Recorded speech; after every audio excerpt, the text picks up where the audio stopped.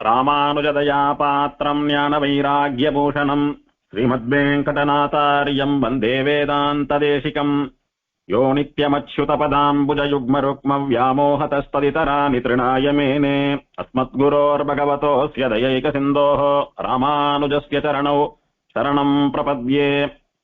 மீதோடி வாழையிரு மின்னிலக முன்விளகு முருவினாளை காதோடு கொடிமூக்கன்றுடனறுத்த கைத்தளத்தா என்று நின்று தாதோடு வண்டலம்பும் தன் சேர எம்பெருமான் தாளையேத்தி போதோடு புனல் தூவும் புண்ணியரே விண்ணவரில் பொழிகின்றாரே. 108 திவதேச வைபவங்கள்ல சோழ நாட்டு திருப்பதிகளில் ஒன்றான திருச்சேரை என்கிற திவதேசத்தை அனுபவித்துக் கொண்டு வருகிறோம். பெருமாளை எல்லாம் அனுபவிச்சுட்டோ பிரம்மாண்ட புராணத்தினாலே சொல்லப்பட்ட ஸ்தல புராணத்தை அனுபவித்தோம். இடையே பவிஷ்யத் புராணத்திலே சொல்லப்பட்டுள்ளதான ஸ்தல புராணத்தையும் அனுபவித்தோம். பிரம்மாண்ட புராணத்திலே 6 அத்தியாயங்களினாலே சொல்லப்பட்ட ஸ்தல புராணத்தை பூரணமா அனுபவிச்சுட்டோம். பவிஷ்யத் புராணமும் 6 அத்தியாயங்களாலே திருச்சேரை மகாத்மியத்தை சொல்கிறது. இதிலே முதல் 2 அத்தியாயங்கள் பிரம்மாண்ட புராணத்தினாலே சொல்லப்பட்ட அதே விஷயத்தை சொல்லுகிறபடியாலே அந்த 2 அத்தியாயங்களில் பிரம்மாண்ட புராணத்தில் சொல்லப்படாத விஷயங்களை மட்டும் பவிஷ்யத் புராணத்திலிருந்து எடுத்துட்டு அங்கேயே சேர்த்து சொல்லிட்டேன் அடியேன். இனி பவிஷ்யத் புராணத்தில் இருக்கக்கூடிய 3, 4, 5, 6ன்னு சொல்லக்கூடிய 4 அத்தியாயங்களை மாத்திரம் அனுபவித்தால் ஸ்தல புராணம் பூர்த்தியாகிறது. அதை அனுபவிக்க போகிறோம். பக்தாபீஷ்ட பலப்பிரதாங்கிரியுகலம் கௌஷேய ராஜத் கட்டிம் லக்ஷ்மி மங்கள மந்திரோரசிலசன் முக்தாவலி கௌஸ்துபம் ஹஸ்தை சங்கசதாங்க பங்கஜ கதாவிப்ராணமப்ராக்ருதிம் ராகாச்சந்திரமுகம் சுஜாதமகுடம் ஸ்ரீசாரநாதம் பஜே. பவிஷ்யத் புராணத்தினுடைய 3வது அத்தியாயத்தினாலே வழக்கம் போல நாரதர் ருத்ரனை கேட்கிறார், ஹே மகாதேவா, முன்பொரு காலம் மார்க்கண்டேய மகரிஷி திருச்சேரையில தபஸ் பண்ணினார்னு, அவர் யாரை குறித்து தபஸ் பண்ணினார், என்ன பலனுக்காக தபஸ் பண்ணினார், எப்படி தபஸ் பண்ணினார் அப்படின்னு விவரமாக சொல்ல வேணும் அப்படின்னு கேட்க ருத்ரன் சொல்றார், ஹே நாரத மகரிஷி, மார்க்கண்டேயன் முன்பு கிருதயுகத்தில் என்னை நோக்கி என்னை உத்தேசித்து தவம் பண்ணி என்னுடைய அனுகிரகத்தினாலே யமனையும் ஜெயித்தார். எல்லாருக்கும் தெரியும் மார்க்கண்டேயனுக்கு ரொம்ப அல்ப வயசு, 16 வயசுல போக வேண்டியவர். 16 வயசுக்கு மேல ஒரு நாள் அவரால் இருக்க முடியாது. அவர் சிவனை நோக்கி தபஸ் பண்ணி யமன் தன்னை பீடிக்காதபடியாக தன்னை ரட்சித்துக் கொண்டார் அப்படின்னு சொல்றார். மரணத்தை வெல்வதோ சாகாமல் இருப்பதோ இதெல்லாம் எம்பெருமான் ஸ்ரீமன் நாராயணனாலே மட்டும் சாதிக்கக்கூடியதான விஷயமானபடியினாலே என்னால யமனிடத்திலேருந்து உன்னை காப்பாற்ற வேணா முடியுமே ஒழிய நீ எப்போதும் சாகாமல் இருக்கும்படிக்கோ அல்லது அதை விட உயர்ந்த பலனோ என்னால தர முடியாதுன்னு ருத்ரன் சொல்ல, ஆகில் எனக்கு அதுக்கான வழியாவது காட்டி கொடுங்கோ அப்படின்னு மார்க்கண்டேயன் கேட்கிறார். மார்க்கண்டேயன் சொல்றார், சுவாமி மகாதேவா, ருத்ரா, என்ன நீங்க யம பயத்திலிருந்து விடுவித்து யமனிடத்திலிருந்து காப்பாத்திட்டீங்க, சந்தோஷம். ஆனால் இதெல்லாம் எத்தனை நாளைக்கு நித்தியம்? திரும்ப திரும்ப யமன் வந்துன்றேந்தா திரும்ப திரும்ப நான் உங்களை குறிச்சு தபஸ் பண்ணிட்டே இருந்து திரும்ப திரும்ப நீங்க வந்து என் யமனிடத்துல இருந்து காப்பாத்திட்டே இருக்க முடியுமா? இதெல்லாம் அனித்தியம் அல்லவோ? தற்காலிகமான ஒரு பாதுகாப்பு தானே. சாஸ்வதமான ஒரு பாதுகாப்பு எனக்கு வரணும், சாஸ்வதமான ஒரு நிலை வரணும்னா நான் மோட்சத்துக்கு போயானும். அதனால யமனிடத்திலேருந்து என்னை பாதுகாத்து கொண்டது நான் ஒரு பெரிய பலனா நினைக்கல. என்னுடைய எண்ணம் எல்லாம் மோட்சத்திலேயே இருக்கிறது. எனக்கு மோட்சம் தர வேணும் அப்படின்னு ருத்ரனை பார்த்து மார்க்கண்டேயர் பிரார்த்திக்க,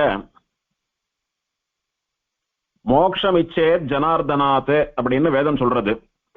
மோக்ஷம் என்பது ஸ்ரீமன் நாராயணன் மட்டுமே கொடுக்கக்கூடியது. அவன் ஒருவனுக்கே அந்த சக்தி உண்டு. என்னால எல்லாம் அதை கொடுக்க முடியாது அப்படின்னு ருத்ரன் தீர்த்து சொல்லிட்டார்.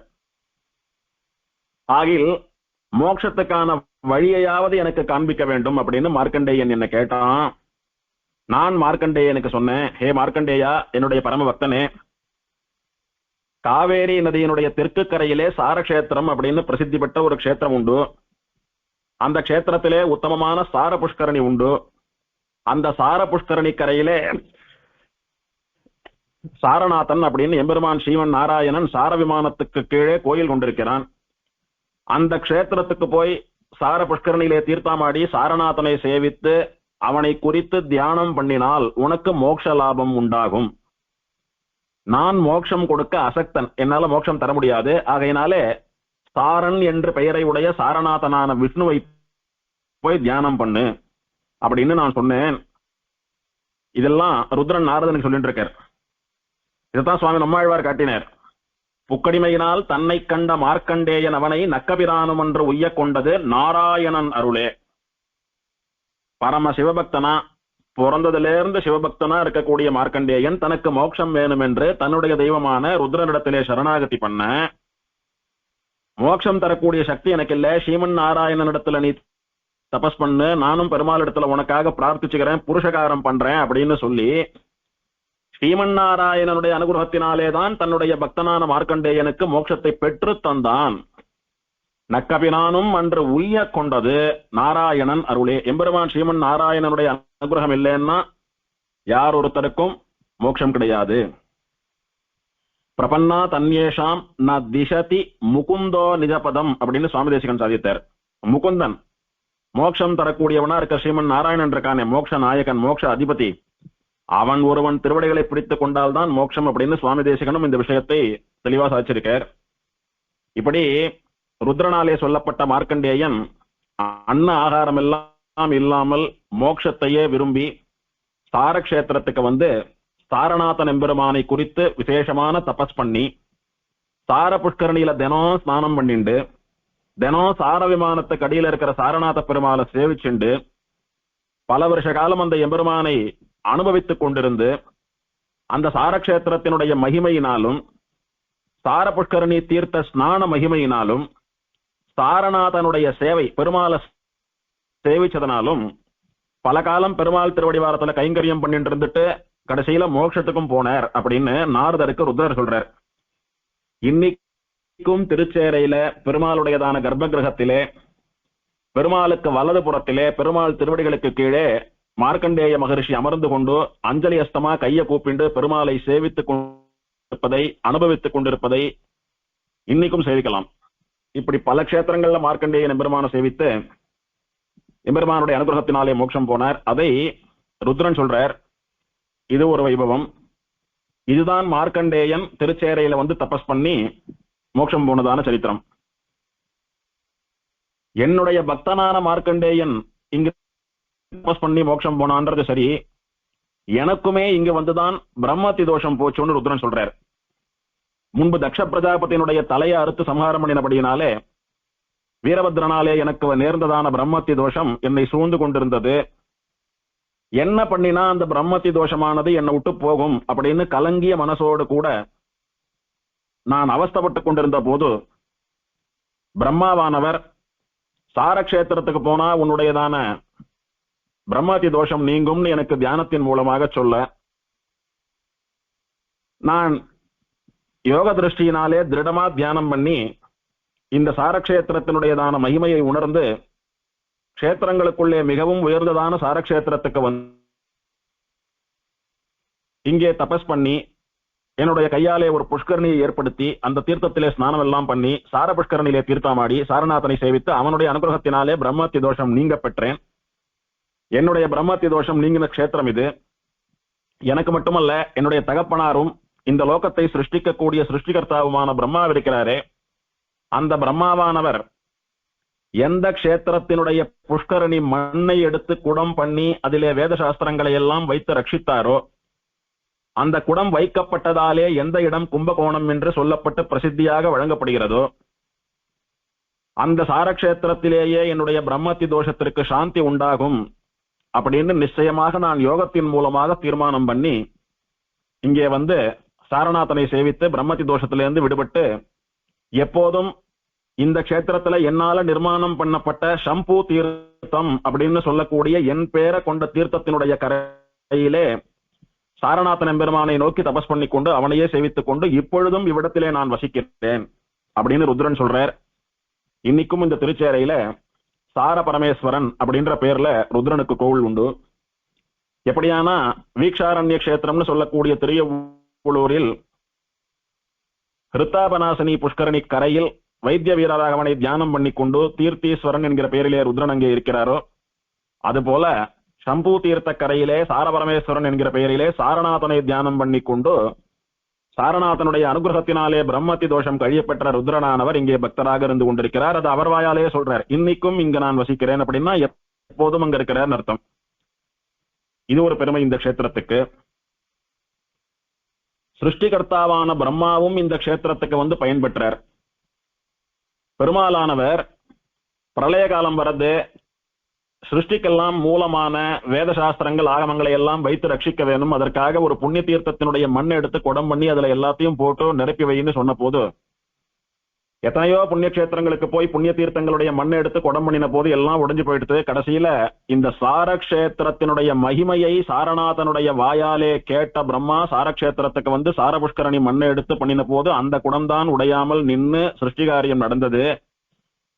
அந்த நன்றியை தெரிவிக்க பிரம்மாவானவர் சாரக்ஷேத்திரத்துல பல காலம் தங்கி இருந்து தினம் சாரபுஷ்கரணியிலே தீர்த்தாமாடிக்கொண்டு துவாதசாட்சர மகாமந்திரம் அப்படின்னு சொல்லக்கூடிய வாசுதேவ மகாமந்திரத்தினாலே பிரதிதினமும் சாரநாதனை ஆராதித்துக் கொண்டு வந்தார். இப்போதும் ஆராதித்துக் கொண்டிருக்கிறார்.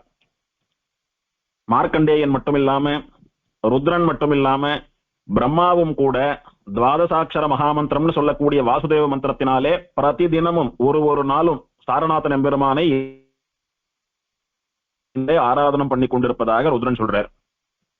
அதனால இந்த கஷேத்திரத்துல யார் ஒருத்தர் துவாதசாட்சர மந்திர ஜபம் பண்றாளோ, சார புஷ்கரணி கரையிலோ எம்பெருமானுடைய சன்னதியில ஒரு ஓரமா உட்கார்ந்துண்டோ சார விமான நிழல்லையோ யார் துவாதசாட்சர மகாமந்திர ஜபம் பண்றாளோ அவர்களுக்கு ஒரு அசுபமும் ஏற்படாது, அவர்களுக்கு எல்லாம் மங்களமாக நடக்கும் அப்படின்னு ருத்ரன் சொல்றார்.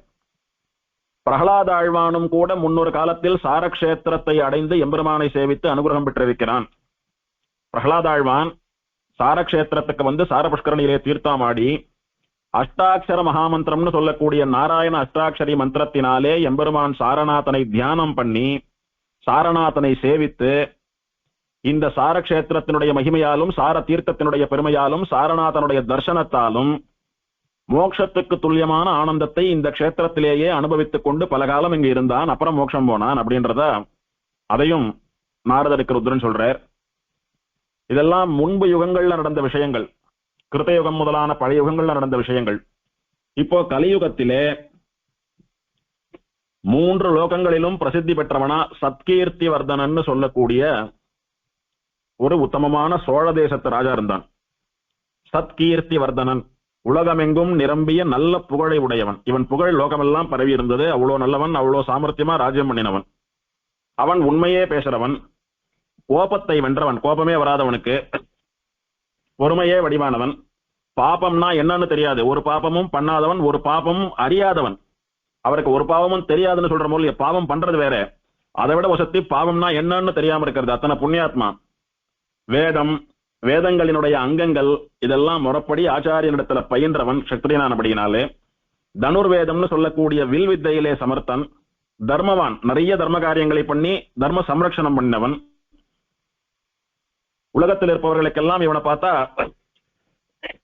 ராஜான்ற பயம் வரதை விட நம்முடைய தோழன் அப்படின்னு ஒரு ஸ்நேகபாவம் தான் வரும். அந்த அளவுக்கு எல்லாரையும் அரவணைத்துக் கொண்டு போனவன். ஸ்ரீமன் நாராயணனுடைய பரம பக்தன், பாகவதர்களுக்கு கைங்கரியம் பண்ணுவதிலே சிந்தை உடையவன், தான் இருந்த இடத்துல இருந்துட்டே எல்லாரையும் ஜெயிக்கக்கூடிய அளவுக்கு எல்லாரோடவும் நட்புறவு பேணி கொண்டு வந்தவன்.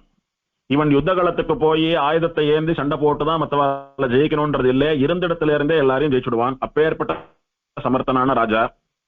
அவனுக்கு ஒரே ஒரு குறை உண்டு. அநேக காலமா அவனுக்கு புத்திர சந்தானம் இல்லாமல் இருந்தது. குழந்தை இல்லாத துக்கமானது அவனுடைய மனசை போட்டு வருத்தி கொண்டே இருந்தது. அவன் நாளுக்கு நாள் இந்த துக்கம் அதிகரித்து தனக்கு கடைசி சம்ஸ்காரம் பண்றதுக்கும் தன்னுடைய ராஜ்யத்தை நிர்வாகம் பண்றதுக்கும் தனக்கு ஒரு வாரிசு இல்லையே அப்படின்னு வருத்தப்பட்டு மந்திரிகளிடத்துல எல்லாம் ஆலோசனை கேட்டான். அவ உசந்த உத்தம கஷேத்திரங்களுக்கெல்லாம் போய் தான தர்மங்கள்லாம் நிறைய பண்ணினா குழந்தை பிறக்கிறதுக்கு வாய்ப்பு ஏற்படும்னு சொல்ல, அவன் பண்ணாத தானம் கிடையாது, போகாத கஷேத்திரம் கிடையாது, எல்லாத்தையும் பண்ணிவிட்டான். பண்ணிட்டு அப்பவும் அவனுக்கு நடக்கலன்ன உடனே வேற வழி இல்லாமல் யாரான மகானுபாவர்கள் ரிஷிகள் யாரையான தரிசனம் பண்ணி அவளிடத்துலதான் இதுக்கு ஆலோசனை கேட்கணும்னு சொல்லி தானும் தன் ஆமடியாலும் 2 பேரும் யாரானும் மகானுபாவால் வராலான்னு தேடி கால் போன போக்குல அரண்மனையை விட்டு புறப்பட்டுட்டான். போறச்ச தன்னுடைய ராஜ்யத்தை எல்லாம் மந்திரிமார்களிடத்திலே ஒப்படைத்து நல்லபடியா ராஜ்யத்தை நிர்வாகம் பண்ணிட்டு வாங்கோ, நான் திரும்ப வந்து பெற்றுக்கிறேன் அப்படின்னு சொல்லி நம்பிக்கையுடைய மந்திரிகளை ராஜஸ்தானத்திலே அமர்த்தி விட்டு ஆமடையாளோடு கூட தீர்த்த யாத்திரையா போனான்.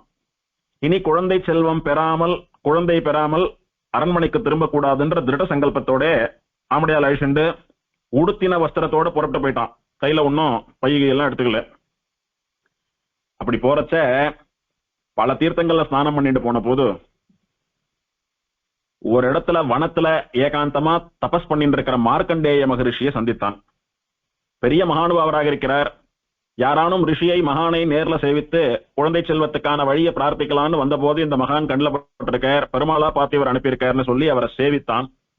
சேவித்து இவா 2 பேரும் தங்களுக்கு பல நாளாக இருக்கக்கூடியதான குறையை குழந்தையின்மையை அவரிடத்துல விஞ்ஞாபிக்கிறார். மார்க்கண்டேயர் சொல்றார், நான் தபஸ் பண்ணி சித்தி பெற்ற க்ஷேத்திரம், எனக்கு மோட்சத்தை எம்பெருமான் அனுகிரகித்த க்ஷேத்திரம், எப்போதும் நான் எம்பெருமானை மந்திரத்தினாலே அனுபவித்துக் கொண்டு அவன் திருவடிவாரத்திலேயே அவனை தியானம் பண்ணி கொண்டிருக்கக்கூடியதான உத்தமமான ஒரு க்ஷேத்திரம் உண்டு, சாரக்ஷேத்திரம்னு பேரு. என்னோட வாங்கோ, அந்த க்ஷேத்திரத்துக்கு நான் அழிச்சுட்டு போறேன்.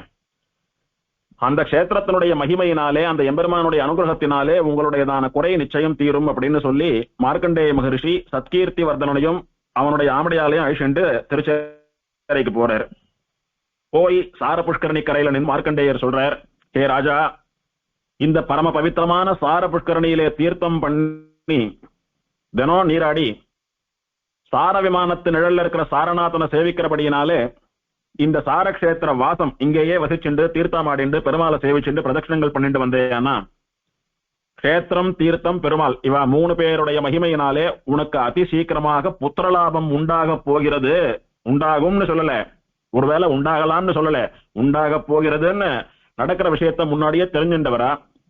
இதுல சந்தேகமே இல்லை, என் வார்த்தையை நம்பு. இனி நீ எந்த க்ஷேத்திரத்தையும் தேடிண்டு போக வேண்டாம், எந்த தீர்த்தம் தானம் ஒண்ணும் பண்ண வேண்டாம், இங்கேயே இருன்னு சொல்லிட்டார். பெருமாளாட்டமா இவ்வளவு ஸ்திரமா சொல்றாரேன்னு அவருடைய வார்த்தையில ஒரு உத்தமமான பக்தி ஏற்பட்டு அந்த ராஜாவானவன் பாரியையோடு கூட சாரக்ஷேத்திரத்திலேயே ஒரு குடிசை அமைத்துக் கொண்டு தினம் முறைப்படி திரிகாலமும் அந்த சார புஷ்கரணி தீர்த்தத்துல தீர்த்தமாடிண்டு அவனுடைய அனுஷ்டானங்களை எல்லாம் பண்ணிக்கொண்டு தினம் அமடியானோ இவனும் சாரநாதன் எம்பெருமான சேவிச்சு பிரணாம பிரதட்சணங்களை எல்லாம் பண்ணிட்டு வரா. முதல்ல சாரநாதன் எம்பெருமானை சேவித்த போது இந்த எம்பெருமான் நிச்சயம் நமக்கு அனுகிரகம் பண்ணுவான் அப்படின்னு சொல்லக்கூடியதான நம்பிக்கை இவனுக்கு பிறந்தது. அப்பேற்பட்ட பரம தேஜஸ்வியா இவனை எம்பெருமான் ஆகர்ஷித்தான். இப்படி பல காலம் இவன் பெருமாளை சேவிச்சுண்டு வந்த போது ஒரு நாள் பெருமாள் இவனுக்கு சேவை சாதிக்க பெருமாள் இவன் ஸ்தோத்திரம் பண்றான். ஹே லக்ஷ்மிபதி, பிராட்டியை பிரியாமல் இருப்பவனே, பிராட்டியும் நீயும் சேர்ந்துதான் சிருஷ்டி பண்றீங்கோ, எல்லாரையும் ரட்சிக்கிறீங்கோ, மோட்சம் கொடுக்குறீங்கோ. அப்படி திருமகளை திணைத்தனையும் விடாத எம்பெருமானே, மனோகரா, உன்னை சேவிக்கிற மாத்திரத்திலேயே எங்க மனசையெல்லாம் கொள்ளையடிச்சுடுற. உன்னை சேவித்தா வாய திறந்து எதுவுமே கேட்கணும்னு தோண மாட்டேன்றது, உன்னை சேவிச்சுட்டு இருந்தாலே போறோம்னு தோன்றது. அத்தனை சுந்தரமான ரூபம் உன்னுடையது. நீ எப்போதும் சத்தியமாக இந்த சாரக்ஷேத்திரத்திலே நித்தியவாசம் பண்ணுபவன். எப்பேற்பட்ட வாசம்னா, ஒரு ஸ்ரீவைகுண்டமாட்டம், ஒரு திருப்பார்கடலாட்டம், ஒரு திருமலையாட்டம் இந்த இடத்துல வந்து நித்தியவாசம் பண்ணக்கூடிய எம்பெருமான் நீ. அந்த அளவுக்கு இந்த இடத்துல உனக்கு பிரீத்தி. ஹே பகவானே, புண்டரீகாட்சா, செந்தாமரை போன்ற கண்களை உடையவனே, எல்லா லோகங்களுக்கும் சுவாமியே, நீயே பிரம்மா மூலமா சிருஷ்டி பண்ற, நீயே விஷ்ணுவாக இருந்து காப்பாத்துற, நீயே ருத்ரன் மூலமா சம்ஹாரம் பண்ற.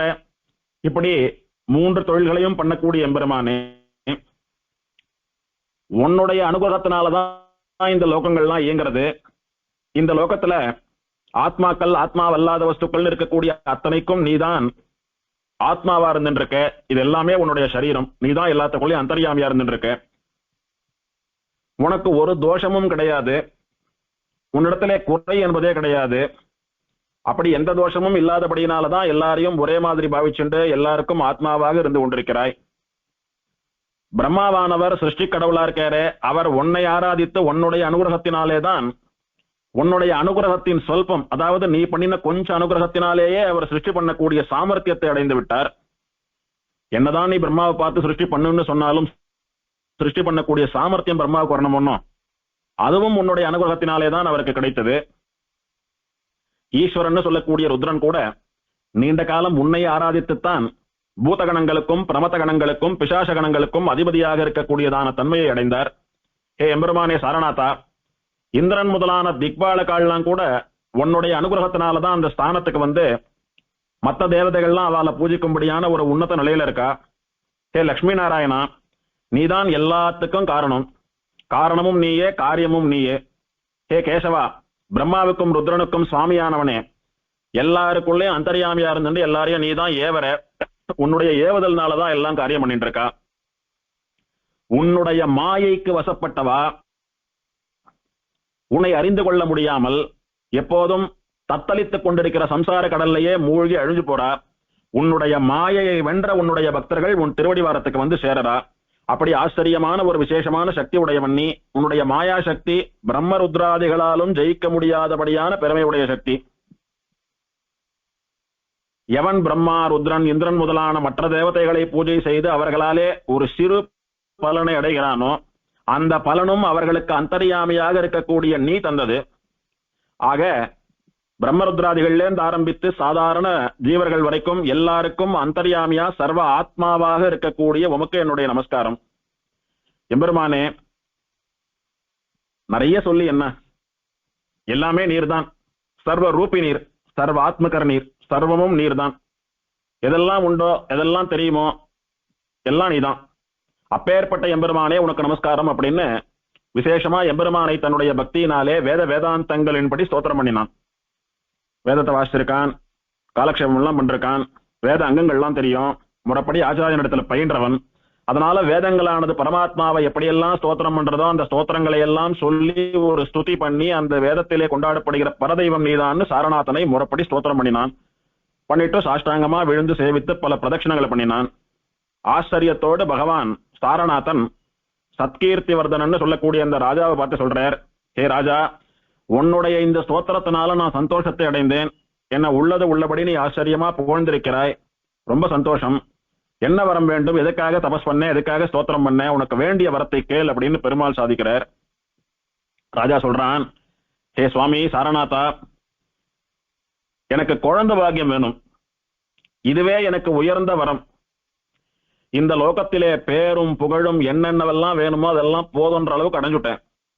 நான் பெறாத இன்பம் இல்லை. எனக்கு ஒரு குறை உண்டுன்னா அது குழந்தை இல்லைன்னு சொல்லக்கூடிய குறை மட்டும்தான். உன்னுடைய அனுகிரகத்தினாலே எனக்கு புத்திரலாபத்தை நீ அனுகிரகிக்க வேண்டும்னு பிரார்த்திக்கிறான். தன்னை நம்பி வந்து தன் கஷேத்திரத்துல தன்னை சேவிக்கிறவாளுக்கு அவளுடைய பலத்தை வரத்தை அளிக்கக்கூடிய சாரநாதன் எம்பெருமான் எத்தனையோ பேர் என்ன வரம் வேணும்னு கேட்டு இந்த கஷேத்திரத்துக்கு வந்து நிறைய முயற்சி எல்லாம் பண்ணி பிரார்த்தனை ஸ்நானம் தபஸ் எல்லாம் பண்ணிருக்கா. அவளுக்கெல்லாம் அவ பிரார்த்திச்சின்ற வரத்தை எல்லாம் அப்படியே கொடுத்திருக்கேன். அதே மாதிரி உனக்கும் நீ வேண்டிய புத்திர க்ஷேமத்தை இப்போதே கொடுக்கிறேன்.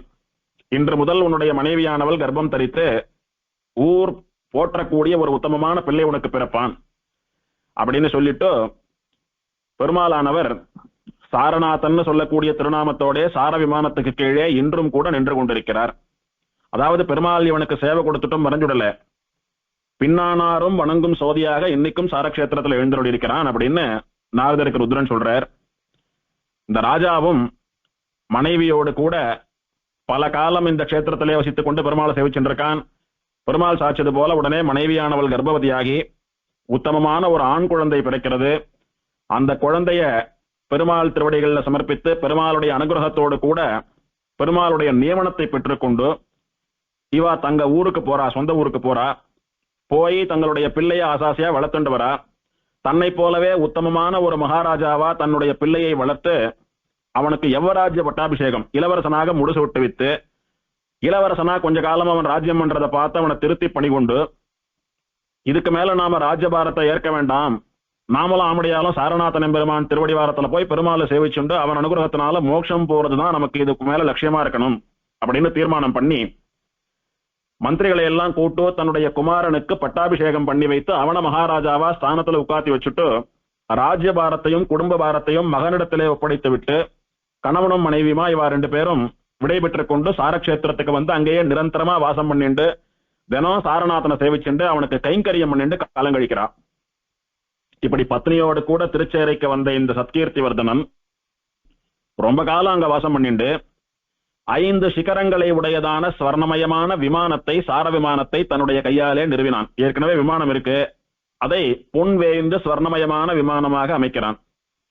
பல கோபுரங்களை கட்டினான், பல மதில் சுவர்களை கட்டினான், பல பிரம்மாண்டமான தூண்களை, ஸ்தம்பங்களை உடைய மண்டபங்களை எல்லாம் கட்டினான். அந்த ஸ்தம்பங்கள்ல ஆச்சரியமான சிற்பங்களை எல்லாம் செதுக்கி வைத்தான். பெருமாள் உற்சவம் கண்டுருள்வதற்கும் பெருமாளும் பிராட்டியும் கையை கோர்த்து கொண்டு உலாவி வருவதற்கும் உத்தியானவனம்னு சொல்லக்கூடிய அழகிய நந்தவனங்களை எல்லாம் அமைத்தான். அது பெருமாளுடைய மனசுக்கு ரொம்ப உகப்பா இருந்தது. கோவிலுக்கு 5 பிராகாரங்களை ஏற்படுத்தி வைத்தான். சித்திர மாசத்துல உற்சவத்தையும் பண்ணி வைத்தான் பெருமாளுக்கு. தன்னுடைய ராஜ்யத்திலே 2 பாதியா பிரிச்சு ஒரு பாதியை தன்னுடைய மகனை ஆள வைத்து விட்டு மீதி பாதி ராஜ்யத்தை சாரநாதன் எம்பெருமானுடைய கைங்கரியங்களுக்குன்னு செலவழிச்சு பாதி ராஜ்யத்தை சாரநாதன் பேர்ல எழுதி வச்சுட்டான். அப்படி எம்பெருமான் சாரநாதனுடைய உத்தமமான பக்தனாக இந்த ராஜா மாறி போயிட்டான்.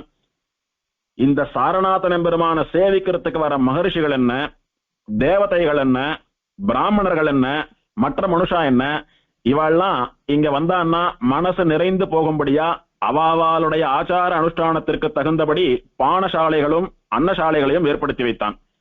அன்னசாலை அப்படின்னா யார் எங்க யார் கையால சாப்பிடுவாளோ அவளுக்கு தகுந்த மாதிரி மனுஷால ஏற்பாடு பண்ணி அங்க அவ தானே தலை பண்ணி சாப்பிட்டுக்கிறாளோ இல்ல அவ பண்ணி போடுறது சாப்பிடுறாளோ அந்த மாதிரி சாப்பிடுறதுக்கான ததியாராதன கூடங்கள்.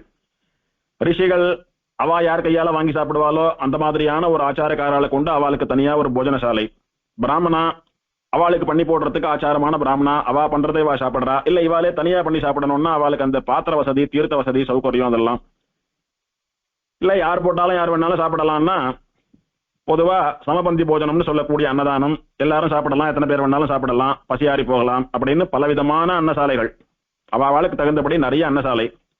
பானசாலை, ஒரு பானகம் தரதோ, ஒரு இளநீர் தரதோ, ஒரு மோர் தீர்த்தம் தரதோ, அந்த மாதிரி யாருக்கு என்ன வேணுமோ அந்த மாதிரி தாகசாந்தி பண்ணிக்கொள்வதற்குரியதான பானசாலைகள் இதெல்லாத்தையும் ஏற்பாடு பண்ணி வைத்து திருச்சேரைக்கு வரக்கூடிய ஒரு அடியவனும் பெருமாளை சேவித்த ஆத்ம திருப்தியோடு கூட பசி தாகம் நீங்கி களைப்பெல்லாம் நீங்கி அன்ன ஆகாரத்தை பத்தி தேக யாத்திரை பத்தி கவலைப்படாம இந்த ஊர்ல நம்மளை ரட்சிக்கிறதுக்கு இந்த ராஜா இருக்கார், இங்கேயே எத்தனை காலம் வேணாலும் சாரபுஷ்கரணி தீர்த்தாமாடின்று சாரநாதனுடைய உற்சவங்களை எல்லாம் சேவித்துக் கொண்டிருக்கலாம் அப்படின்னு இவன் பண்ணின இந்த கைங்கரியங்களை நம்பியே பல பேர் சாரக்ஷேத்திரத்துல இருந்து சாரக்ஷேத்திரமே ஸ்ரீவைகுண்டம் போல விளங்கியது. அத்தனை அடியார்கள் வந்துண்டும் போயிட்டு இருந்தா சாரபுஷ்கரணி நிறைய அப்படியே தீர்த்தாமாடக்கூடிய அடியவர்கள் நிறைந்து காணப்பட்டார்கள்.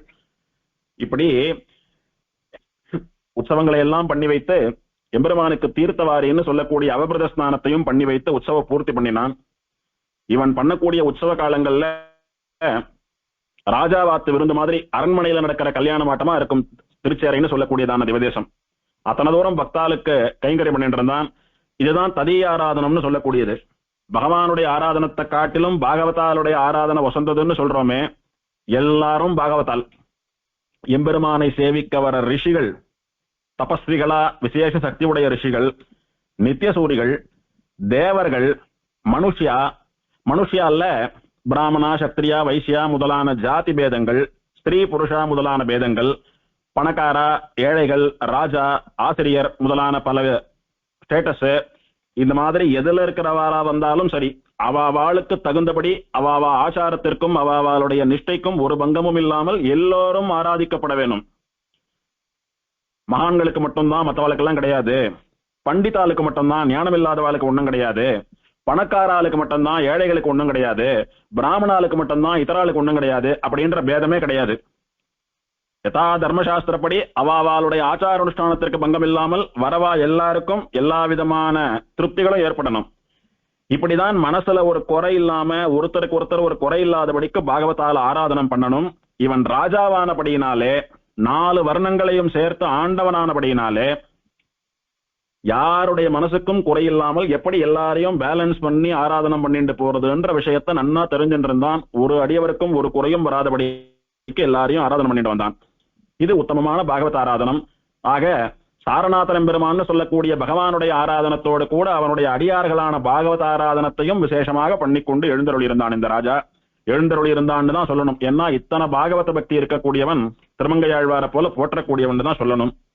இப்பேற்பட்டவன் பல கைங்கரியங்களை பண்ணிக்கொண்டு தான் எம்பெருமானுக்கு எழுதி வைத்த சொத்திலிருந்து வரக்கூடிய வருமானத்திலிருந்து சாரநாதன் எம்பெருமானுக்கு நித்தியோற்சவங்கள் தவறாம நடக்கும்படி, நித்தியம் திருவாராதனம், திருமஞ்சனம், தலிகம்சே, யதா ஆகம சாஸ்திரப்படி என்னென்ன நடக்கணுமோ ஒரு திவதேசத்துல அதெல்லாம் குறையில்லாம நடக்கும்படிக்கு எல்லா ஏற்பாடுகளையும் பண்ணி வைத்து விட்டு, சாரநாதன் எம்பெருமானுடைய அனுகிரகத்தினாலே இவனும் இவனுடைய ஆமடையாலும் அவனுடைய கஷேத்திரத்துல அவன் திருவடி வாரத்திலேயே பரமபதத்துக்கு போய் சேர்ந்தார்.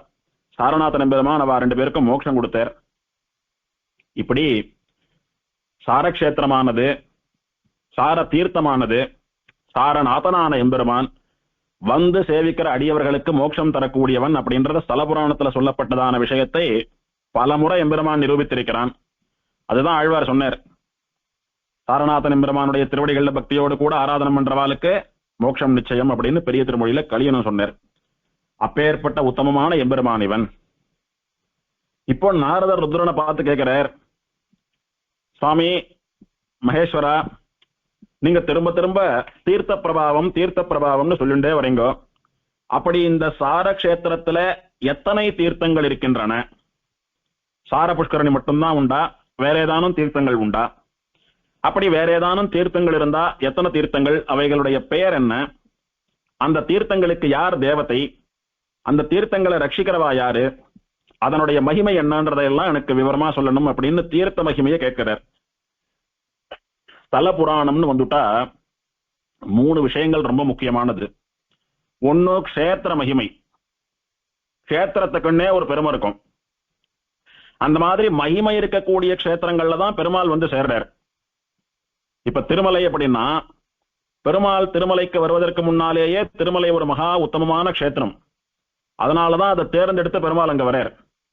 ஸ்ரீரங்கத்துல பெருமாள் எழுந்தருள் இருக்கார் அப்படின்னா, ஸ்ரீரங்கத்தை பெருமாள் உகக்கிறார் தர்மபுரமான்னு சொல்லக்கூடிய ராஜாவினுடைய பக்தியினாலே. அந்த மாதிரி க்ஷேத்திரத்துக்குன்னு ஒரு பிரபாவம் இருக்கும், அத சொல்லணும். 2வது தீர்த்த பிரபாவம்ன்றது முக்கியம். அந்த தீர்த்தத்தினுடைய மகிமையினாலதான் அந்த க்ஷேத்திரத்துக்கு விசேஷமான ஒரு சக்தி சாநித்தியம் எல்லாம் ஏற்படும். எங்கேயுமே பெருமாள் வந்து சேர்றதுக்கு முன்னாலேயே தீர்த்தம் உற்பத்தி ஆயிடும். பெருமாள் சந்திர புஷ்கரணி கரையில ஸ்ரீரங்கநாதனா சயனிச்சுண்டார். பெருமாள் சுவாமி புஷ்கரணி கரையில திருவேங்கடமுடையானா நிந்துண்டார். பெருமாள் ஹிருத்தாபநாசினி கரையில வீரராகவனா சயனிச்சுண்டார். பெருமாள் சார புஷ்கரணி கரையில சாரநாதனா நிந்துண்டார்னு தானே சொல்றோம். அதனால பெருமாளுக்கு முன்னாடியே க்ஷேத்திரம் உருவாகி க்ஷேத்திரத்திலே தீர்த்தம் உருவாகிவிடும். அதனால தீர்த்த மகிமையும் முக்கியம். 3வது தான் மூர்த்தி மகிமைன்னு சொல்லக்கூடிய பெருமாளுடையதான பெருமையை தெரிந்து கொள்வது. இப்படி க்ஷேத்திர பிரபாவம், தீர்த்த பிரபாவம், மூர்த்தி பிரபாவம்னு சொல்லக்கூடிய பெருமாளுடைய மகிமை, இது 3 சேர்ந்துதான் ஒரு ஸ்தல புராணம். இப்போ நாரதருக்கு ருத்ரன் பலமுறை க்ஷேத்திர பிரபாவத்தையும் மூர்த்தி பிரபாவத்தையும் தீர்த்த பிரபாவத்தையும் சொல்லிட்டார். இதுவரைக்கும் எல்லாம் சொல்லி முடிஞ்சு போயிடுத்து, ஸ்தல புராணமே முடிஞ்சு போயிடுத்து. இந்த சார புஷ்கரணியினுடைய பெருமை வர்ணிக்க முடியாததாக இருக்கிறது. இதுல தினம் தீர்த்தாமாடின காவேரிக்கு கங்கையை காட்டிலும் வசதி கிடைச்சது. இதனுடைய சேற்றை எடுத்து பண்ணின குடம் நிலைத்து சிருஷ்டி காரியத்திற்கு உதவித்து. இதுல தீர்த்தாமாடி தபஸ் பண்ண பிரம்மாவுக்கு பெருமாள் சேவை கிடைச்சது.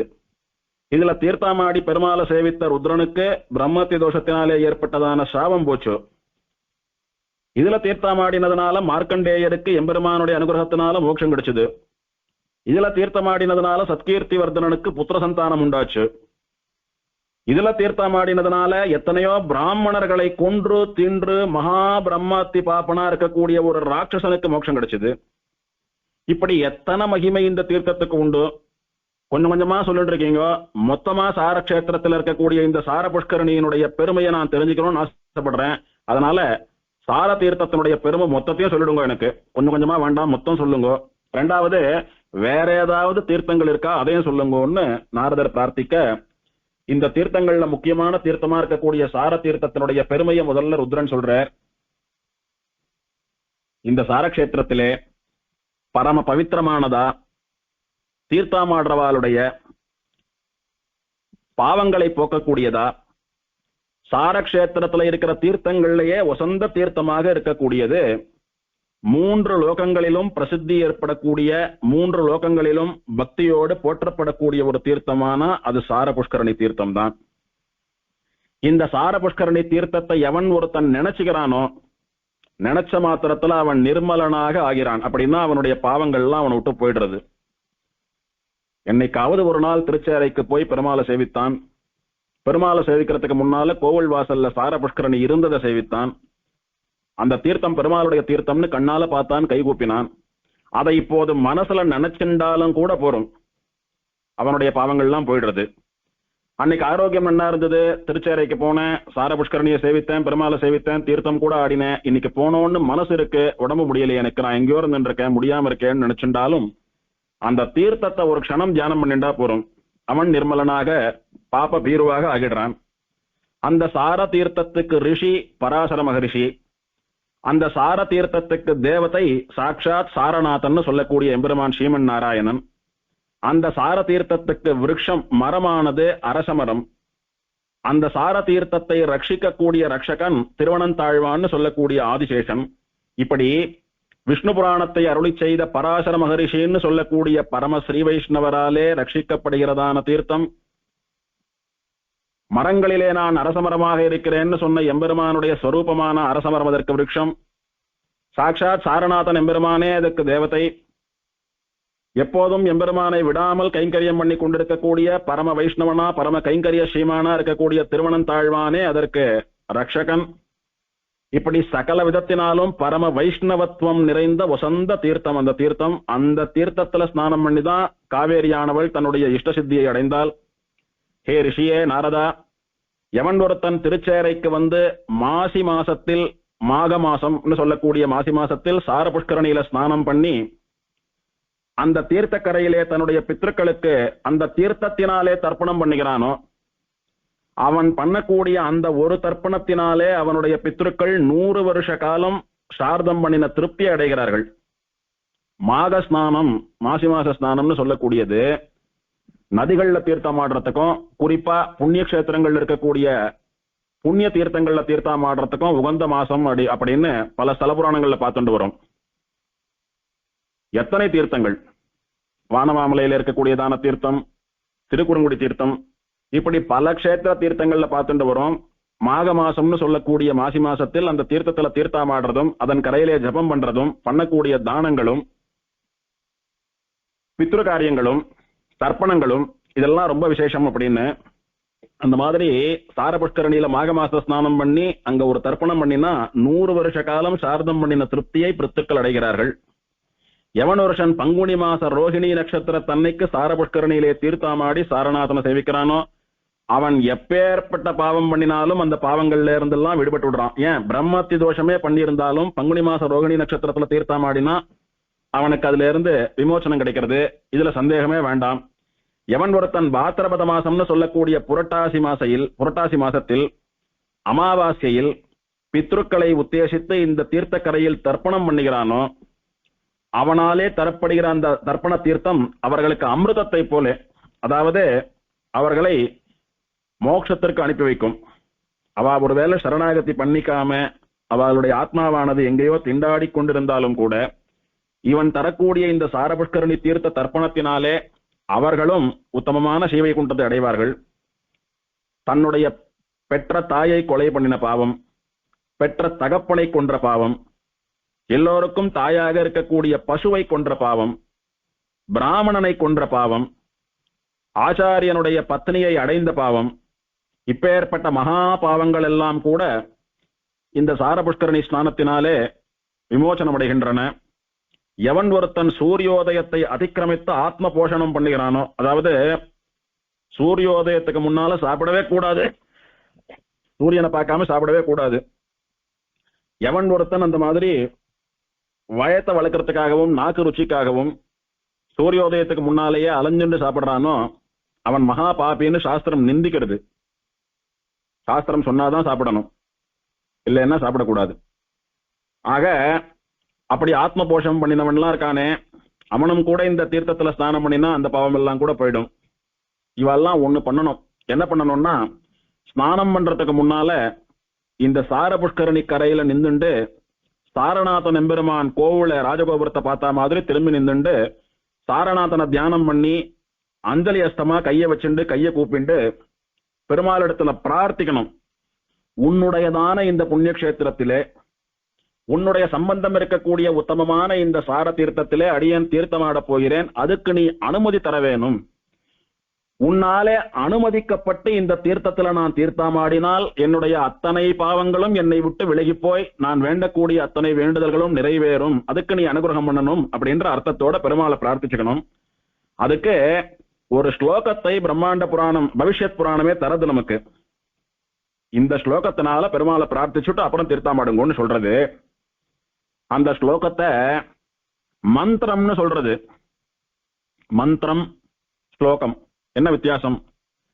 வேதத்திலே சொல்லப்பட்டது, ஆகமங்களிலே சொல்லப்பட்டது, அந்த மாதிரி பிரயோகத்திற்கு பயன்படுத்தப்படுவது வைதிகமான மந்திரங்கள்னு பேர். மந்திரங்கள்ல வைதிக மந்திரம் உண்டு, தாந்திரிக மந்திரங்களும் உண்டு. வேதத்திலே சொல்லப்பட்டது வைதிக மந்திரம், வேதமல்லாத ஆகமம் முதலானவற்றினாலே சொல்லப்படுவது தாந்திரிக மந்திரம்.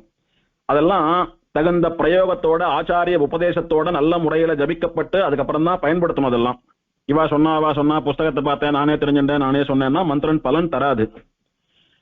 ஆனா ஸ்லோகம்னு சொல்லக்கூடியது சாதாரணமானது, யார் வேணாலும் சொல்லலாம், ஸ்தோத்திரம் தானே. ஆனால் பல ஸ்லோகங்களை சொல்லிட்டு வந்த ருத்ரன் இந்த ஒரு ஸ்லோகத்தை மந்திரம்னு சொன்னால், இது ஸ்லோகமாக இருந்தாலும் மந்திரத்தினுடைய சக்தி விசேஷம் இந்த ஸ்லோகத்துக்கு உண்டு. பல இடங்கள்ல ஸ்லோகங்களே மந்திரங்களாக அமைவது உண்டு. எப்படி ஸ்லோகம் மந்திரமாறுதுன்னா அதனுடைய மகிமையினால அப்படி ஆறுது. அப்படி மகிமை வாய்ந்த சில ஸ்லோகங்கள் மந்திரங்களாக மகான்களாலே கொண்டாடப்படுகின்றன. அப்படி இந்த ஸ்லோகமும் கூட மந்திரமாக இருக்கிறது. இத சொல்லி பெருமாளை பிரார்த்திக்கணும். என்ன ஸ்லோகம் அது, என்ன மந்திரம் அது? சாரநாத ஸ்ரீயக்காந்த சங்கசக்கரதராச்சுத அனுக்ஞாம் மம தேவேஷ தேஹி தீர்த்த நிஷேவனே. ஏ சாரநாதா, லக்ஷ்மிபதியே, சங்கு சக்கரங்களை ஏந்தி கொண்டிருக்கிறவனே, உன் திருவடிகள்ல ஆசிரித்த அடியவர்களை என்றும் காப்பாற்றுபவனே, நழுவ விடாதவனே, தேவர்களுக்கெல்லாம் தேவனாக இருக்கக்கூடியவனே, உன்னுடையதான இந்த தீர்த்தத்திலே நான் ஸ்நானம் பண்ணுவதற்கு நீ அனுமதி தர வேணும். அனுக்ஞாம், உன்னுடைய அனுக்ஞை, உன்னுடைய அனுமதியை வேண்டி நான் பிரார்த்திக்கிறேன் அப்படின்ற மந்திரத்தை சொல்லிட்டு அதன் பிறகு தீர்த்தமாட வேண்டும். புஷ்கரணிக்கு போய் புஷ்கரணியினுடைய கரையிலே கைகால் அலம்பி சுத்தனா கோவில பார்த்தா மாதிரி நின்றுண்டு சாரநாத ஸ்ரீயக்காந்த சங்கசக்கரதராச்சுத அனுக்ஞாம் மம தேவேஷ தேஹி தீர்த்த நிஷேவனேன்னு சொல்லக்கூடிய மந்திரத்தை கைகூப்பி கொண்டு பெருமாளை பார்த்து சொல்லிட்டு பெருமாள் நமக்கு அனுமதி கொடுத்ததாக பாவித்துக் கொண்டு சங்கல்பம் பண்ணிட்டு இறங்கி தீர்த்தமாடினும். அப்படி தீர்த்தமாடுறவனுக்கு மகா பாவங்களும் போயிடும். என்ன பாவம் எல்லாம் போறதுன்னு மேல சொல்லிட்டு போறார் ருத்ரன். வேத விக்கிரயம் செய்த பாவம் போறது, அதாவது வேதாத்தியனம் பண்ணுவது நம்முடைய ஸ்வரூபம் அப்படின்னு வேதாத்தியனம் பண்றவன் நினைக்கணும். அந்த வேதத்தை கொண்டு சம்பாதிக்கலாம், பொழப்பு நடத்தலாம், வயத்தை கழுவலாம், காலம் தள்ளலாம், நிறைய சொத்து சேர்க்கலாம் அப்படின்ற மாதிரியான ஒரு எண்ணத்தோட தொழில் புத்தியோடு கூட வேதத்தை அத்தியனம் பண்ணக்கூடாது, பிரயோகப்படுத்தவும் கூடாது. வேதத்தை அத்தியனம் பண்ணிட்டு இவன் பிரகஸ்பதியா இருந்து ஸ்ரத்தையா காரியங்களை பண்ணி வைக்கிறச்ச அந்த முறைப்படி தர வேண்டிய சம்பாவனையோ கௌரவங்களோ தானங்களோ எல்லாம் பக்தாலா இருக்கிறவா இவனை கொண்டு காரியம் நடத்திக்கிறவா ஸ்ரத்தையா சமர்ப்பிப்பா. அதை இவன் பண்ணி வைக்கிற காரியத்துக்கு கூலியா இவன் பாவிக்க கூடாது. இவன் அவளுக்கு ஒரு உத்தமமான நல்லதை பண்ணி வைக்கிறான், அவா பிரீத்தியோடு கூட இவன் ஆராதிக்கிறா அப்படின்னு இந்த பாவத்துலதான் அது இருக்கணுமே ஒழிய இது என்னுடைய காரியம், இதுக்கு நான் வாங்குற கூலி அப்படின்னு அவன் நினைச்சானானா அது வேதத்தை விற்பது போலாகும். அந்த எண்ணத்தோட எவன் ஒருத்தன் வேதத்தை பயன்படுத்தி சம்பாதித்திருக்கிறானோ அதுக்கு வேத விக்கிரயம்னு பேரு, வேதத்தை வித்துடுறது. அப்படி பண்ணவனும் இந்த தீர்த்தத்துல தீர்த்தமாடினா அந்த பாவத்தில இருந்து விடுபடுறான். இதுல சந்தேகமே வேண்டாம். இன்னும் நிறைய சொல்றேன். மகா பாவியா நிறைய பாவங்களை பண்ணவன். ஆழ்வார் சொல்றார், பாவமே செய்து பாவியானேன். சுவாமி, உங்களை ஏன் நீங்க பாவின்னு சொல்லிக்கிறீங்க? அதை ஏன் கேட்கறீங்க? ஒரு பாவமோ ரெண்டு பாவமோ பண்ணிருந்தா இத பண்ண அதனால பாவியா போட்டேன்னு சொல்லுவேன்.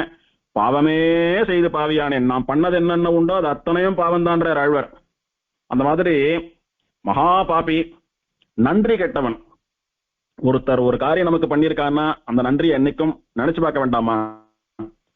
அந்த நன்றியை மறந்துட்டோ நன்றி கெட்டு அவாலையே எதிர்க்கக்கூடியவன், அதீதமான பாவங்கள் எல்லாம் பண்ணினவன். உபபாதகம், அதாவது சின்ன சின்ன பாவங்கள். ஒரு பெரிய பாவம் பஞ்சமகா பாதகம் கொலை அந்த மாதிரி எல்லாம் பண்றதுதான் பெரிய பாவம்னு இல்லை, சின்ன சின்ன பாவங்கள் பண்ணினாலும். இப்படி சின்ன பாவமோ பெரிய பாவமோ எப்பேற்பட்ட பாவமோ சகல பாவங்களையும் பண்ணினவன் யாராக இருந்தாலும் இந்த தீர்த்தத்துல தீர்த்தாமாடினா அவனுக்கு விமோச்சனம் நிச்சயம் உண்டு. தனுஷ்யவஸ்திதே மானோ சுக்லபக்ஷேஷு யோ முனே ஏகாதஷ்யாம் உபோஷித்வா த்வாதஷ்யாம் ஸ்நானமாச்சரேத் அஸ்வமேத சஹஸ்ரஸ்ய வாஜபேயாயுதஸ்ய ச தத்பலம் லபதே சதஸ்நானமாத்ரேன சுன்னதः அயனே விஷுகாலே ச வ்யதீபாதே ச சங்கிரமே ஏகாதஷ்யாம் ததா அஷ்டம்யாம் த்வாதஷ்யாம் ஸ்ரவணே அபி ச பூர்ணிமா தர்ஷயோஸ்சைவ கிரஹணே சோமசூர்யயோः ஏதேஷ்வபி ச சர்வேஷு ஸ்நானம் சர்வபலப்ரதம் அப்படின்னு ருத்ரன் சொல்றார். எவன் ஒருத்தன் மார்கழி மாசத்து சுக்லபக்ஷ ஏகாதசி அன்று உபவாசம் இருந்து துவாதசி அன்னைக்கு சாரபுஷ்கரணியிலே தீர்த்தாமாடுகிறானோ அவன் அன்னைக்கு இந்த சாரபுஷ்கரணியில தீர்த்தமாடினதனுடைய பலனாக 1000 அஸ்வமேத யாகங்கள் பண்ணினா என்ன பலன் கிடைக்குமோ அந்த பலனை அடைகிறான். 10,000 வாஜபேய யஜ்ஞங்கள் பண்ணினா என்ன பலன் கிடைக்குமோ அந்த பலன் அடைகிறான். உத்தராயணம் தட்சிணாயனம்னு சொல்லக்கூடிய புண்ணிய காலங்கள், விஷுன்னு சொல்லக்கூடிய புண்ணிய காலம், வியதீபாதம், சங்கிரமணங்கள், ஏகாதசி, அஷ்டமி, துவாதசி, சிரவண நட்சத்திரம், பௌர்ணமி, அமாவாசை, சூரிய கிரகணம், சந்திர கிரகணம், இந்த மாதிரி உத்தமமான புண்ணிய காலங்களிலெல்லாம் இந்த சாரக்ஷேத்திரத்தை புஷ்கரணியான சாரதீர்த்தத்திலே தீர்த்தமாடுவது எல்லா பாவங்களையும் போக்கி எல்லா பலன்களையும் தரும் அப்படின்னு ருத்ரன் சொல்லி முடிக்கிறார். இதுதான் உத்தமமான சாரதீர்த்தத்தினுடைய மகாத்மியம். சாரதீர்த்தத்தினுடைய பெருமையை எம்பெருமானாலும் முழுசா சொல்லி முடிக்க முடியாது, என்னால முடிந்த வரைக்கும் சுருக்கமா சொல்லி முடிச்சிருக்கேன்னு ருத்ரன் முடிச்சுட்டார். நாரதரானவர் சாரதீர்த்தத்தை தவிர வேற ஏதானும் தீர்த்தம் இருந்தா சொல்லுங்கன்னு பிரார்த்திக்க ருத்ரன் மேல சொல்றார். இந்த சாரதீர்த்தத்திற்கு வடகிழக்கு திசையிலே சம்பு தீர்த்தம் அப்படின்னு என் பெயரால ஒரு தீர்த்தம் இருக்கிறது. ருத்ரனுக்கு சம்புன்னு பேரு. மார்கழி மாசத்திலே ருத்ரனுடைய நட்சத்திரமான திருவாதிரையிலே எவன் ஒருத்தன் இந்த சம்பு தீர்த்தத்திலே தீர்த்தமாடுகிறானோ அவனுக்கு அது பேரும் புகழும் கொடுக்கும், தீர்காயுசை கொடுக்கும், எல்லா பாவங்கள்ல இருந்தும் விடுவிக்கும். கார்த்திகை மாசம் கிருத்திகா நட்சத்திரத்தன்னைக்கு எவன் ஒருத்தன் இதுல ஸ்நானம் பண்றானோ அவன் 7 ஜென்மங்கள்ல பண்ண பாவங்கள் எல்லாம் அழிந்து போய்விடும். இதுல சந்தேகமே இல்லை. இதுல ஒரு விஷயம் நாம நல்லா புரிஞ்சுக்கணும். சம்பு தீர்த்தம் அப்படின்னா சம்புவினாலே ஏற்படுத்தப்பட்ட தீர்த்தம். இதுக்கு முன்னால சம்புன்னு சொல்லக்கூடிய ருத்ரர் என்ன சொன்னார்? தக்ஷஜாபதியினுடைய தலையை கிள்ளினதுனால, தக்ஷ பிரஜாபதியினுடைய சம்ஹாரத்தினால ஏற்பட்டதான அந்த பிரம்மத்தி தோஷம் இந்த கஷேத்திரத்துக்கு வந்து சாரபுஷ்கரணியில தீர்த்தமாடி சம்பு தீர்த்தத்தை நிர்மாணம் பண்ணி சாரநாதனை தபஸ் பண்ணினதுனால எனக்கு போச்சு. அதனால இன்னைக்கும் சம்பு தீர்த்தத்தினுடைய கரையில நான் சாரநாதனை சேவிச்சுட்டு இருக்கிறபடி இருக்கேன்னு நாரதருக்கு சொன்னாருன்னு. ஆக சம்புவினாலே ஏற்படுத்தப்பட்ட தீர்த்தமே ஒழிய சாரநாதனுடைய அனுகிரகத்தினாலே தான் அந்த தீர்த்தத்துக்கு இத்தனை பலன்களையும் தரக்கூடிய பெருமை இருக்கிறதுன்னு புரிஞ்சுக்கணும். அதுக்கு முக்கியமான ஒண்ணும் ஆயுஷை கொடுக்க வல்லது. ஆயுஷ் யாரால சுவாமி கொடுக்க முடியும்? பெருமாள் ஒருத்தரால தான் கொடுக்க முடியும்.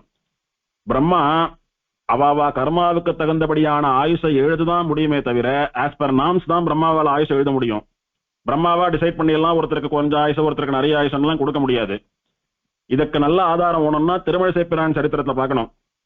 ருத்ரனும் பார்வதியும் அப்படியே ஆகாசத்துல போயிட்டு இருக்கிறச்ச திருமழிசை ஆழ்வாரை பார்த்து கீழே இறங்குறா, வந்து பேசுறா. என்ன வர வேணும் கேளுன்னா, எனக்கு ஒன்னும் வேண்டாம் நீங்க போங்கன்னு சொன்னார். கேட்கல. ஏதானும் கொடுக்கணும்னு ஆசைப்படுறோம். ஒரு காலத்துல எங்களை சேவிச்சுட்டு பக்தரா இருந்தீர், இப்ப சேவிக்கலன்னாலும் அந்த நன்றிக்காக உமக்கு ஏதானும் பெரிய வரம் தரணும்னு பாக்குறோம், என்ன வேணும் கேளுங்கன்னு 2 பேரும் வற்புறுத்தவே ஆகில் மோட்சம் தரவல்லையாகில் தா அப்படின்னு கேட்டார். சரி, உங்களால மோட்சம் தர முடியும்னா கொடுங்க. மோட்சமித்தே ஜனார்தனாத்து, பெருமாள் தான் மோட்சம் தர முடியும், நான் தர முடியாது, வேற ஏதானும் கேளுங்க. அப்படியா? இன்று சாவாரை நாளை சாகும்படியாக பண்ணவல்லையோ, நான் ரொம்ப வருஷ காலம் தபஸ் பண்ணிட்டு பெருமாள் அனுபவிச்சுட்டு இருக்கணும்னு நினைக்கிறேன், அதனால எனக்கு நிறைய ஆயுஷ் வேணும், ஆயுஷ் கொடுன்னு கேட்க, ஆயுஷ் எல்லாம் அவாவாளுடைய கர்மான குணமா அவாவா பண்ணின பாவ புண்ணியங்களை கழிக்கிறதுக்காக ஏற்படுறது. அதனால கர்மா வெசஸ் ஆயுஷ் அப்படின்றதுதான் விஷயம். கர்மாவுக்கு தகுந்தபடிதான் ஆயுஷ் இருக்கும். நான் ஒன்னும் அதுல பண்ண முடியாதுன்னு சொன்னேன், அது அவருடைய ஸ்டேட்மெண்ட் அது. அதனால அதே ருத்ரன் இந்த சம்பு தீர்த்தத்துல தீர்த்தமாடினா ஆயுஷ் நிறைய கிடைக்கிறதுன்னு சொன்னால் அது சாரநாதனுடைய அனுகிரகத்தினாலேன்னு சொல்லக்கூடிய சூட்சமத்தை புரிந்து கொள்ள வேணும். எவன் பாகபேதத்தாலே சாப்பிடுகிறானோ அந்த மனிதன் மகா பாபி. அந்த பாகபேத பாபமும் கூட இந்த தீர்த்தத்துல தீர்த்தமாடினா சரியா போயிடுறது. பாகபேதம்னா என்ன சுவாமி? நம்ம ஆத்துல சாப்பிடுறதுக்கு ஏதோ ஒரு 5-6 வஸ்துவை பண்ணி வச்சிருக்கோம் தலிக. திடீர்னு யாரோ நம்ம மாத்துக்கு வரா, வாங்கோ சாப்பிடலாம்னு கூட்டுட்டோம். நம்மளோட உட்கார்ந்துட்டா. அப்புறமா என்ன பண்ணுவா சில பேர், இன்னைக்கு நாம மாத்திரம் தான் இருக்கோம், நன்னா சாப்பிடணும்னு 2-3 கரமுது பண்ணி வடை திருக்கண்ணமுதெல்லாம் பண்ணி வச்சிருந்தோம். திடீர்னு இவன் வந்துட்டான், இவனை சாப்பிடுன்னு சொல்லிட்டு எடுத்து இனி இவனுக்கு போட்டுதான் வேற வழி இல்லை. பேசாம என்ன பண்ணலாம், ஒரு சாதம், ஒரு குழம்பு, ஒரு கரமுது, ஒரு சாத்தமுது, ஒரு மோரோட அவனை எழுப்பிட்டு அவன் போனா விட்டு மீதி இருக்கிற ஸ்பெஷல் வஸ்துக்களை எல்லாம் அப்புறம் சாப்பிட்டுக்கலாம் அப்படின்னு இவாளுக்குள்ள ஒரு செய்கையினாலேயே ஒரு ஒப்பந்தம் பண்ணிட்டு வந்தவனுக்கு ஒரு குழம்பு, ஒரு கரமுது, ஒரு சாத்தமுதை போட்டு அவன் போனா விட்டு கதவு சாத்திட்டு நன்னா சாப்பிடுறது. இதெல்லாம் கூடாது. ஒருத்தரை சாப்பிட கூப்பிடாம இருக்கிற வரைக்கும் சரி, சாப்பிடணும்னு கூட்டா அது எத்தனை வசந்த வஸ்துவாக இருந்தாலும், அது பல ரூபாய் செலவு பண்ணி தயார் பண்ணின வஸ்துவா இருந்தாலும், என்னைக்கோ ஒரு நாள் கிடைக்கக்கூடியதான வஸ்து, அதை எப்படி வரவாளு கொடுக்கறது அப்படின்னு நினைக்காம, ஏன் அது பெருமாளுடைய பிரசாதமாகவே இருந்தாலும் கூட நாம என்ன சாப்பிடுறோமோ அதுதான் மற்றவாளை கொடுக்கணும். குறிப்பா நம்ம ஆத்துக்கு வந்த வெளி மனுஷாளுக்கு சாதம் போடுறோமே, அவளுக்கு எல்லாத்தையும் போட்டுட்டோம், நாம வெறும் சாதமோ மோர் சாதமோ சாப்பிட்டாலும் கூட தோஷம் இல்லை. நாம எல்லாத்தையும் சாப்பிடணும்னு அவசியம் இல்லை. முக்கியமா மற்றவாளுக்கு தான் பார்த்து பார்த்து பண்ணணும். அதே மாதிரி ஒரு ஆத்துல 6 பேர் இருக்கா, அம்மா அப்பா 4 குழந்தைகள். அதுல 2 குழந்தைய அம்மா அப்பாவுக்கு நன்னா பிடிக்கும், 2 குழந்தைய பிடிக்காது. பிடிச்ச குழந்தைகளுக்கு மாத்திரம் நிறைய வைக்கிறது, பிடிக்காத குழந்தைக்கு குறைவா வைக்கிறது. பிடிச்ச குழந்தைக்கு மாத்திரம் தனியா தலை பண்ற உள்ள கூட்டு கதவு சாத்திட்டு எதையோ உட்காரத்தி வச்சு சாப்பிடுறது. அந்த மாதிரி ஆத்து மனுஷாலாவே இருந்தாலும் பாகபேதம் பண்ணக்கூடாது.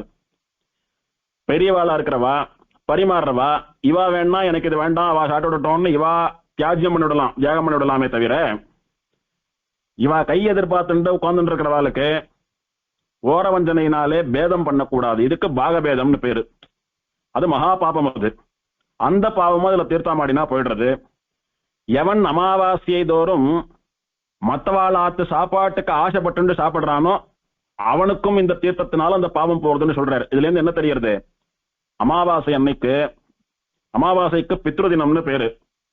குறிப்பா ஒரு ஆத்துல தர்ப்பணம் பண்றவா ஒருத்தர் இருந்தாலும் கூட, ஒரு 4 தலைமுறை ஒரு ஆத்துல வாசம் பண்றது, அதுல தாத்தா மட்டும் தர்ப்பணம் பண்ணக்கூடியவரா இருக்காரு. தாத்தா இருக்கிறதுனால அப்பாவுக்கு தர்ப்பணம் இல்லை, புள்ள இருக்கான், பேரன் இருக்கான், அவளுக்கெல்லாம் ஒண்ணும் இல்லை. தாத்தா ஒருத்தர் தான் அந்த ஆத்துல தர்ப்பணம் பண்றவர்.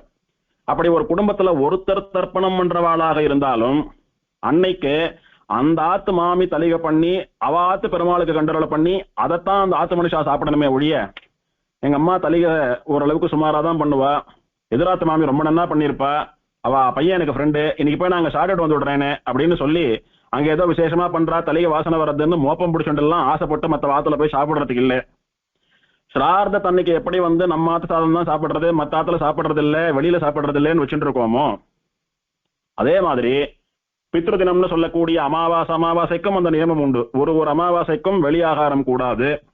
தர்ப்பணம் பண்றவா ஆத்துல பண்ணின ஆகாரம், அந்த பெருமாள் கண்டருளின் ஆகாரம் தான் அவளுக்கு ஆகாரம். அப்படி ருசிக்காக ஆசைப்பட்டு மற்றவாளுடைய அன்னத்தை சாப்பிடுறானே பித்ரு தினங்கள்ல, அவனுக்கு ஏற்படக்கூடிய பாவமும் கூட இந்த தீர்த்த ஸ்நானத்தினால போறது. எவன் வெட்ட வெளியிலே மிருஷ்டான்னத்தை சாப்பிடுகிறானோ அந்த பாவியும் இந்த தீர்த்த ஸ்நானத்தினாலே சுத்தமாகிறான். மிருஷ்டான்னம் அப்படின்னா சுத்தமான அன்னம், பொதுவா ஆகாரம், சாப்பாடு. இத வெட்ட வெளியில சாப்பிடக்கூடாது. 4 பேர் பார்க்கும்படியா வீதியில நின்றுண்டு, ஆத்து வாசல்ல உட்கார்ந்துண்டு, பால்கனியில மொட்டை மாடியில நின்றுண்டு வெட்ட வெளியில எல்லாம் சாப்பிடக்கூடாது. உள்ளதான் சாப்பிடணும். தலை பண்ற உள்ளோ ஆத்துக்குள்ளையோ அப்படி கவர்டு ஸ்பேஸ்ல தான் சாப்பிடணும். அப்படி வெட்ட வெளியில சாப்பிட்டானா அவன் மகா பாப்பின்னு சாஸ்திரம் சொல்றது. அதுவும் இந்த ஸ்நானத்தினால போறது. பசுவை கொன்னவன், ஸ்திரீகளை கொன்னவன், அவனுடைய பாவமும் கூட இந்த ஸ்நானத்தினாலே போகிறது. ஆச்சாரியனுடைய மனைவியை அடைந்தவன், பிறர்களுடைய மனைவியை அடைந்தவன், ஸ்திரீகளை குழந்தைகளை கொலை பண்ணினவன், இந்த மாதிரி மகா பாப்பிகள்லாம் கூட இந்த ஸ்நானத்தினாலே சுத்தமடைகிறா. இந்த சம்பு தீர்த்தத்தினுடைய கரையிலே ஒரு மாமரம் உண்டு. அந்த மாமரத்தின் அடியிலே எந்த தானம் பண்ணினாலும் அந்த தானம் குறைவில்லாத பெரிய தானத்தினுடைய பலன்களை எல்லாம் கொடுக்கும் அப்படின்னு மகான்கள்லாம் கொண்டாடுறா. இந்த விஷயங்களை எல்லாம் தெரிந்து கொண்ட ரிஷிகள் இந்த சம்பு தீர்த்த கரையில இந்த மாமரத்தடியில பண்ணித்தரக்கூடிய கன்யகா தானத்தை கொண்டாடுறா. இங்க கல்யாணம் பண்ணி கொடுத்தா ரொம்ப விசேஷமா அந்த கல்யாணம் அமையும்னு சொல்றா. அதே மாதிரி இந்த சாரக்ஷேத்திரத்திலே பூமி தானம் பண்றவாளுக்கும் மகா புண்ணியம் உண்டு. அதே மாதிரி அன்னதானம், கோதானம், தாசிதானம், வரபக்தாளுக்கெல்லாம் சாதம் போடுறது அன்னதானம், கோவிலுக்கு எம்பெருமானுக்கு பசுக்களை தானமா கொடுக்கறது கோதானம், அல்லது அந்த ஊர் பாகவதாலான பிராமணாளுக்கு கோதானம் பண்றது. தாசி தானம் அப்படின்னு சொன்னா அந்த காலத்துல தாசிகள் அப்படின்னு சொல்லக்கூடியவா கோவில்ல இருந்து கைங்கரியம் பண்ணிண்டு கோவில் காரியத்தை எல்லாம் பார்த்துட்டு இருப்பா. அவளுக்கு சம்பளம் கொடுத்து அவளை ரட்சித்து தேவையான செலவெல்லாம் பார்த்துட்டு அவளை கோவிலுக்கு ஏற்படுத்தி வைத்து, அதாவது கோவிலுக்கு அவ எல்லா வேலையும் பண்ணுவா, அவளுக்கு நாம தேவையான செலவுக்கு சாப்பாட்டுக்கு தங்குற இடம் எல்லாம் ஏற்பாடு பண்ணி கொடுத்து அவளை ரட்சிச்சுக்கிறது, அதுக்கு தாசி தானம்னு பேரு. இந்த மாதிரியா தானங்கள்லாம் பண்றவாளுக்கும் விசேஷமான பலன்கள் ஏற்படும். எவன் ஒருத்தன் இந்த சம்பூ தீர்த்தத்திற்கு சமீபத்திலே தண்ணீர் பந்தலை அமைக்கிறானோ, அந்த பக்கம் போறவா வரவாளுடைய தாகத்தை எல்லாம் சாந்தி பண்ணி வைக்கிறானோ, அவன் அடையக்கூடிய புண்ணியத்தை ருத்ரன்னு சொல்லக்கூடிய என்னாலே கோடி வருஷம் சொன்னாலும் சொல்லி முடிக்க முடியாது. அப்பேற்பட்ட பலன் சுவாமி. எங்க தாகதாந்திக்கு தீர்த்தம் கொடுத்தாலும் அது புண்ணிய காரியம்தான். ஆனால் புண்ணிய கஷேத்திரங்களுடைய பெருமை என்ன தெரியுமா?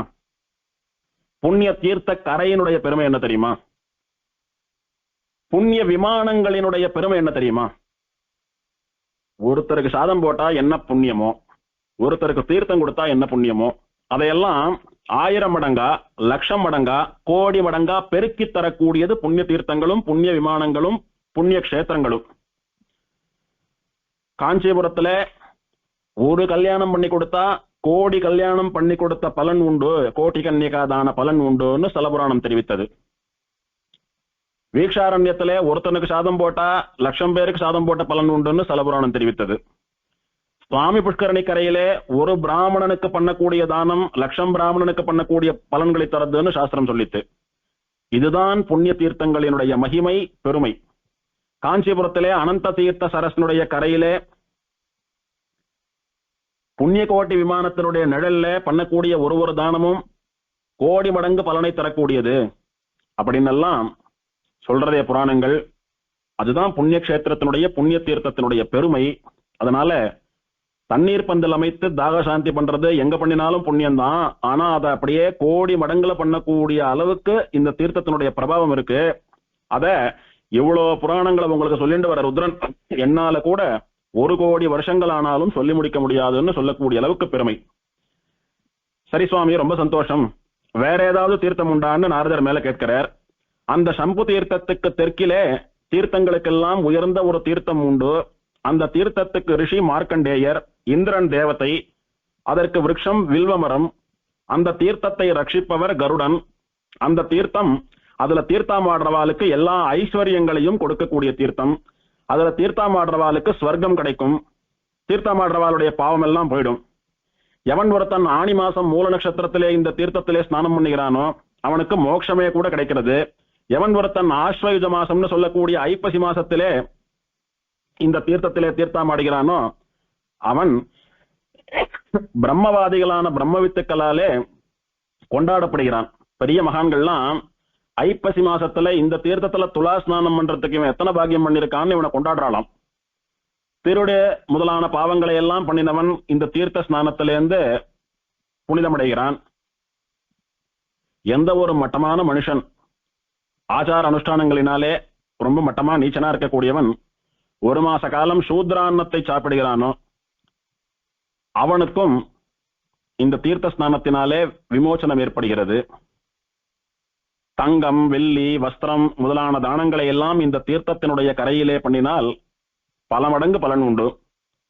குறிப்பா அன்னதானமும் வெள்ளம் தானம் பண்றதும் விசேஷம். இந்த தீர்த்த கரையில இந்த தீர்த்த கரையில இருக்கக்கூடிய வில்வ மரத்தினடியிலே தானங்களை பண்ணக்கூடியவன்லாம் அவன் குறைவில்லாமல் தானங்களை பண்ணிக்கொண்டே இருக்கக்கூடிய அளவுக்கு செல்வங்களை அடைகிறான். அவனுக்கு ஸ்வர்க்கம் கிடைக்கிறது. பதித்தன், அதாவது அவனுடைய வர்ணத்திற்கும் ஆசிரமத்துக்கும் ஏற்பட்ட தர்மத்தை கைவிட்டவன். பிராமணன் வேதாத்தியனம் பண்ணிட்டு ஆச்சார அனுஷ்டானத்தோடு இருக்கணும், ஆனா அதை பண்ணல. கத்திரியன் நாட்டுக்காக உயிரை பணயம் வைத்து அவளை ரட்சிக்கணும், சண்டை போடணும், வீரனா இருக்கணும், அதை பண்ணல, அது அவனுக்கு பாவம்.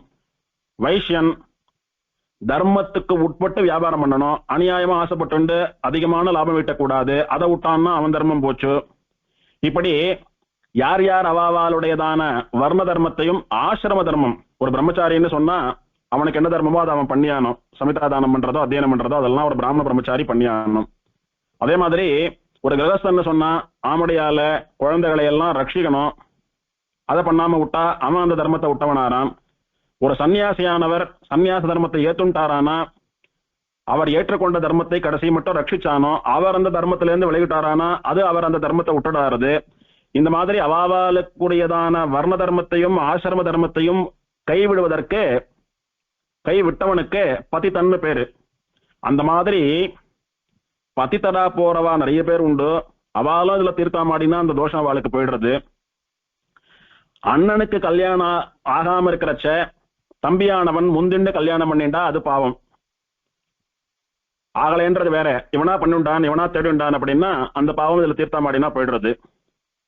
அதே மாதிரி முறை தவறி பிறந்த குழந்தைகள் அவளுடைய பெற்றோர் அவ இதுல தீர்த்தாமாடினாலும் அந்த தோஷமும் இதுல சரியா போயிடுறது. ஆகையினால இதுல தீர்த்தாமாடக்கூடியது எல்லா பாவங்களையும் தீர்த்து வைக்கும். எவன் ஒருத்தன் ஒரு தீர்த்த பாத்திரத்தை எடுத்து வந்து இந்த தீர்த்தத்தை நிரப்பி இந்த க்ஷேத்திரத்துல வசிக்கக்கூடிய வேதாத்தியனம் பண்ணின ஒரு பிராமணனுக்கு தானம் கொடுக்கறானோ அவனுடையதான புண்ணிய பலம் என்ன தெரியுமா? ஸ்வர்க்கத்திலே சோமபா அப்படின்னு பிரசித்தியான ஒரு நதி ஓடுறது. அந்த நதியினுடைய பெருமை என்னன்னா, அந்த நதியில தீர்த்தாமாடியோ இல்ல அதனுடைய கரையில நின்றுண்டோ யார் என்ன கேட்டாலும் இல்லைன்னு சொல்லாம கொடுக்கக்கூடியது. கிட்டத்தட்ட ஒரு காமதேனுவை போல, ஒரு கற்பக விருட்சத்தை போல. அந்த சோமபா நதி இருக்கிறதே, அந்த நதியிலே ஸ்நானமாடினா அதன் கிட்ட வரம் கேட்டா என்ன வரங்களை எல்லாம் அது கொடுக்குமோ அத்தனை பெருமைகளும் இந்த நதியில இந்த தீர்த்தத்துல பண்ணக்கூடிய ஸ்நானமே அவனுக்கு கொடுக்கும்னு சொல்றார். புராணத்திலே இந்த மூன்றாவது தீர்த்தத்தினுடைய பெயர் சொல்லப்படவில்லை, ஒரு தீர்த்தம் என்றுதான் குறிப்பிடப்பட்டிருக்கிறது. ஆகையினாலதான் அடியேன் பேர் சொல்லாம சொன்னேன். அந்த தீர்த்தத்தில தீர்த்தமாடினாலும் எல்லா பாவங்களும் போறது அப்படின்னு சொல்லி இந்த 3 தீர்த்தங்களை பற்றியும் ருத்ரன் நாரத மகரிஷிக்கு தெரிவித்தார். அதோடு கூட இன்னும் சில தீர்த்தங்கள் எல்லாம் உண்டு. அதனுடைய பெருமைகளை அடுத்த உபன்யாசத்துல பார்க்கலாம். ஸ்ரீமதே சாரணாயிகா சமேத ஸ்ரீ சாரணாத பரபிரம்மனே நமஹ. சீரார்த்தூப்புள் திருவேங்கடமுடையான் திருவடிகளே சரணம்.